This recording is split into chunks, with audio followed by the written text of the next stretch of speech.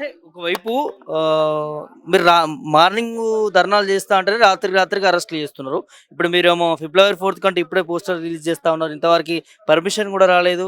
So ఒకవైపు ప్రభుత్వం మాత్రం నిరుద్యోగులకు స్వేచ్ఛనిచ్చడం, ధర్నా చౌక్‌లో ధర్నాలు చేసుకోవడానికి అవకాశాలు ఇచ్చడం, వాళ్ళ ప్రశ్నించే స్వేచ్ఛను కాంగ్రెస్ ప్రభుత్వం కల్పించిందనేది కాంగ్రెస్ ప్రభుత్వం చెప్తుంది. మీరన్న మాట ఇప్పుడు మ పత్రికా ముఖంగా గాని, మీడియా ముఖంగా మీరిప్పుడన్నారు.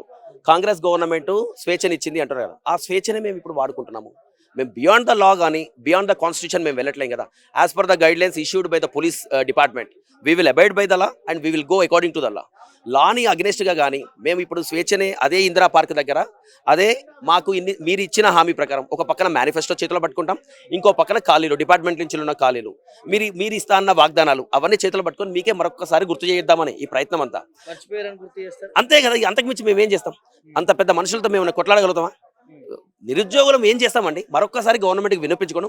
ప్రేయర్స్, పిటిషన్స్ తప్పించి ఏముంటాయి మా దగ్గర? అంతకు మించి మేము చేసేది కూడా ఏం లేదు. కానీ చేస్తాము. ఎప్పుడు? ఇంకొక 3 సంవత్సరాలు ఇదే ఉంటుంది మా నిరసన. మీరు ఇవ్వండి, ఇవ్వండి, ఇవ్వండి అనే. వయసు మళ్ళిన వాళ్ళు నాలాంటి వాళ్ళు ఏం చేస్తారు? ఇంకేదో ఉద్యోగమో ప్రైవేట్‌లో చేస్తారు. కానీ వయసున్న వాళ్ళు ఉంటారు కదా! ఈ లెగసీని కంటిన్యూ చేయాల్సిందే, తప్పదు కదా! గవర్నమెంటు పెడచెవిన పెడుతుంది. ఎవరు మాట్లాడకుండా అందరూ ఎవరి ఊళ్ళలో వాళ్ళు ఉంటే మరి గవర్నమెంట్‌తో పని చేయించాలంటే ఇదొకటే కదా!